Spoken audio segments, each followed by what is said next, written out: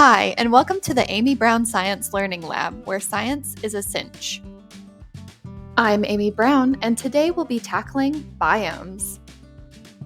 First up, what is a biome? A terrestrial biome is one that exists on land and is a collection of ecosystems that covers a very large area. A terrestrial biome is characterized by certain soil and climate conditions and is home to particular populations of plants and animals. Scientists and textbooks disagree on how many biomes there are, simplifying to as few as 6 and expanding up to as many as 11, depending on the methods they use to categorize. One example of a terrestrial biome is the tundra. The tundra is the coldest of all the biomes and also the largest, covering about 1/5 of the world's land surface. A major characteristic of the tundra is the presence of permafrost, a permanently frozen layer of soil, and the lack of many trees or vegetation. Common animals in the tundra include caribou, snowy owls, Arctic foxes, lemmings, and snowshoe hares. An aquatic biome is one that exists underwater.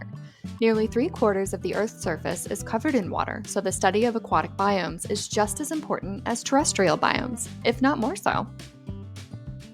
Water is the basis of all life on Earth, and the world's oceans have more of an effect on climate than forests do. For example, photosynthetic plankton in the oceans account for most of the photosynthesis occurring on Earth, consuming a large amount of carbon dioxide and providing a substantial portion of the world's oxygen. Now that we've learned how scientists use different characteristics to categorize biomes and ecosystems, let's learn why the study of biomes matters. A given organism cannot live in just any biome. Every species of organism has particular adaptations that make it well suited to a particular environment. An adaptation is an inherited characteristic that increases an organism's ability to survive and reproduce. For example, if we think about a polar bear living in the tundra, it has key adaptations that allow it to survive in the harsh frozen landscape, such as thick layers of fur and fat and large flat paws to act as snowshoes and swimming paddles. An organism well suited to one environment may not be well suited to another. As climate change has warmed our planet, polar bears have been driven further and further south, outside of their natural biome. Polar bears suffer in these conditions as they are not well adapted to a warmer climate with different weather conditions and sources of food.